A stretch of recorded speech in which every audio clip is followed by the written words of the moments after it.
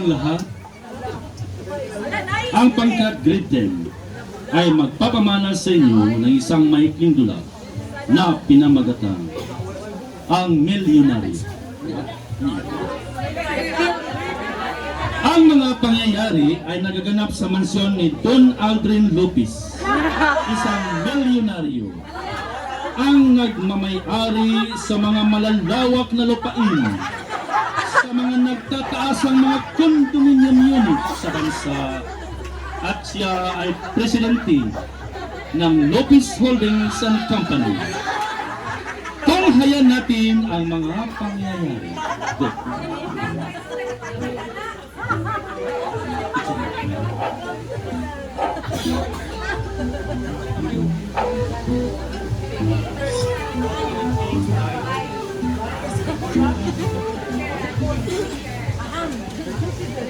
Isang binibining guro na nagtuturo sa mataas na paralan ng Isalay National High School ang naglalakad pauwi.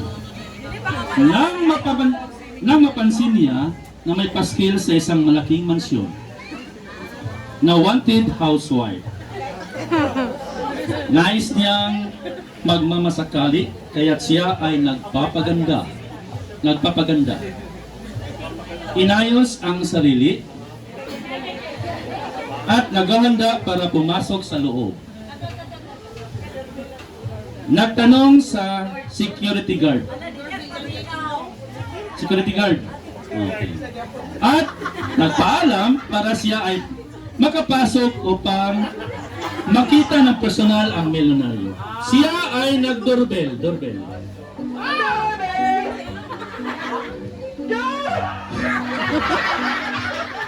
Bumukas ang pinto. At pumasok sa loob ang guro. Nakita niya ang milyonaryo. Sila ay nagkatitigan.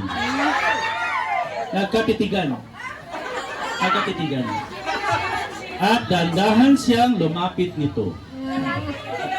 Nagpapakilala, nangaakit sa pamamagitan ng pagbabasa ng aklat. Saan ang aklat mo? Aklat. At hindi nadala ang milyonaryo sa pang-aakit, kung kaya't kaniyang hinhipo ang balikat.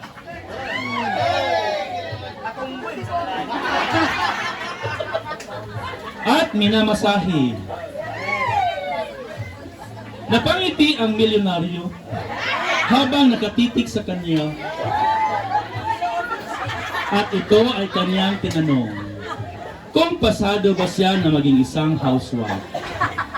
Subalit, katapwat, inanggihan ito ng milyonaryo, hindi nakatype sa kanya, at siya ay lumabas. Pagkatapos,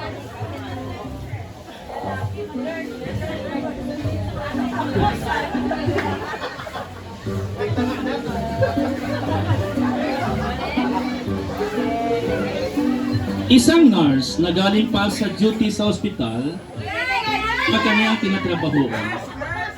Nakapansin din siya sa paskil sa labas ng mansyon. Dala niya ang kanyang mga gamit, ngunit napunta siya sa isang lugar na may wanted housewife. Naghahanda sa sarili para pumasok.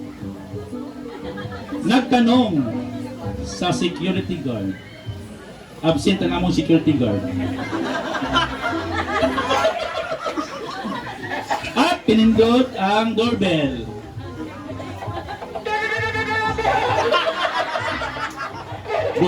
Bumukas ang pinto. At siya ay pumasok. Nakatitig sa kanya ang milyonaryo na nakangiti. Lumakad sa harapan, parang isang model ang lakad. Nagpapaakit sa kanyang kasiksihan. Lumapit sa milyonaryo at nagpakilala. Palaging nakatitig ang milyonaryo sa nurse. Nakatitig sa binti at sa paa. At minamasahin ng nurse ang braso hinihipo ang dibdib, mga paa, at tinunan ng blood pressure. Sinuri ang paghinga ng milyonaryo. Inhale, exhale. Inhale, exhale. Inakit uli sa mamagitan ng paglalakad, inakit. At sa kalaunan, ito ay nagtanong kung pasado ba siya. Subalit ganun din, tinanggihan ito at kinuha ang kaniyang bag at siya ay lumabas. Pagkatapos,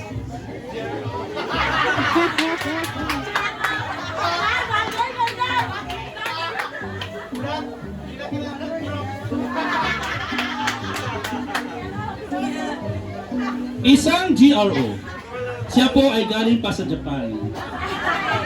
Nakarating lang dito sa Pinas dahil pinawi ng kanyang amo dahil sa sakit na Kaposi sarcoma. Isang kanser sa dugo na may kinalaman sa HIV symptoms.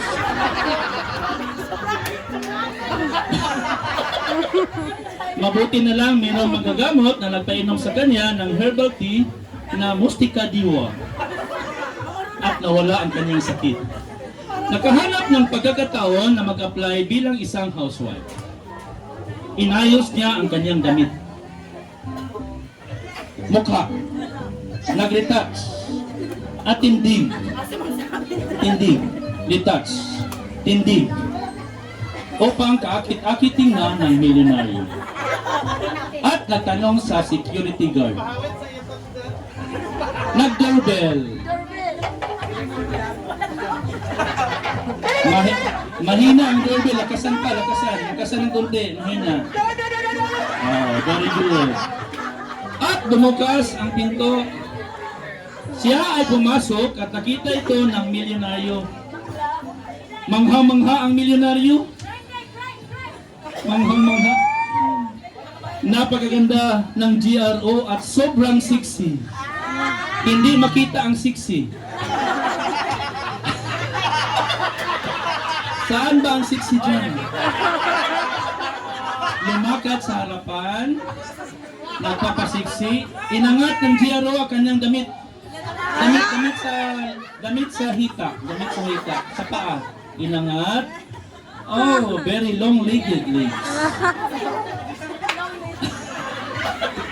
Napatitig ang milyonaryo, parang lalabas ang kanyang mga mata sa katitig nito. Sapagkat maputing-maputi ang legs ng GRO. Lumapit ang GRO at tinanong kung pasado na ba siya. At tinanggihan pa rin dahil hindi nakita ang katangian ng maging housewife.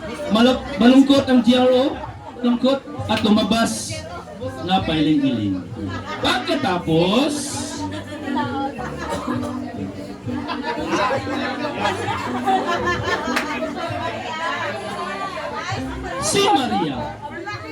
Si Maria ay isang ordinaryong babae. Walang ka-test-test. Ayos na ayos ang kanyang paglakad. Naghahanap siya ng trabaho. Dahan-dahan siyang naglalakad at nakakita ng wanted housewife. Inanda ang sarili. Nagpapaganda. Maski wala ng pag-asa na gumanda. Umupo siya, tumayo at nag-doorbell. Subalit, hinarang siya ng security guard dahil napakilanlan na babaeng hamog. Nagmamakawa na siya ay makapasok kaya't nag-doorbell ulit. Bumukas ang pinto at siya ay nakapasok. Nagkatitigin sila. Eyes to eyes. Eyes to eyes.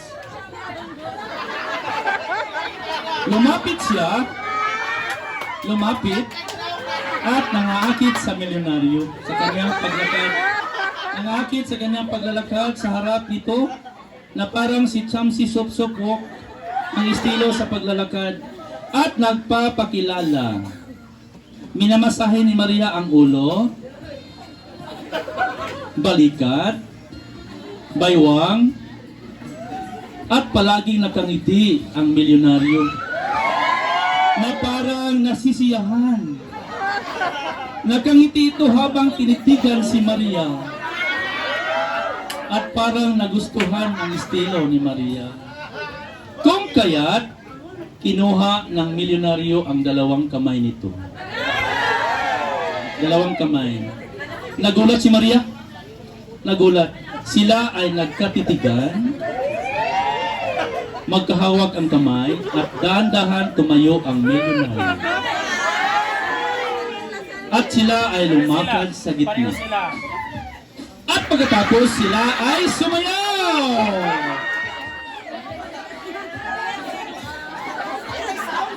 Ano sauce?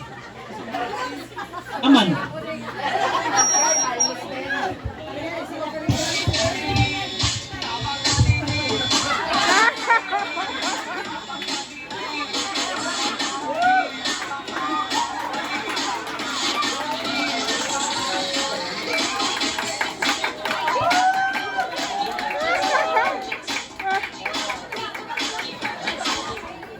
At dito po nagwakas ang aming maikling dula. Ang milyonaryo at si Maria ay nagkatuluyan, kinasal sila at naghanimon sa ibang bansa at nagkaroon ng dalawang anak na kambal, ng anak na kambal na kagaya na nila na mga ilay. Ay, dito po nagwakas ang aming dula. Merry Christmas and advance Happy New Year sa lahat. From Great 10 Level, we teach, we love, we inspire. Yeah, hey! So round of applause once again. Ayaw ba na? Tayo po, may sila day. Ay, wala pala yung naman sila naman. Pero, round of applause gawin sa ilang tanan sa grade 10. Dali makonect na mo. Manalig. Ano mo lagi? Wala na, pilitin na ka. Man na.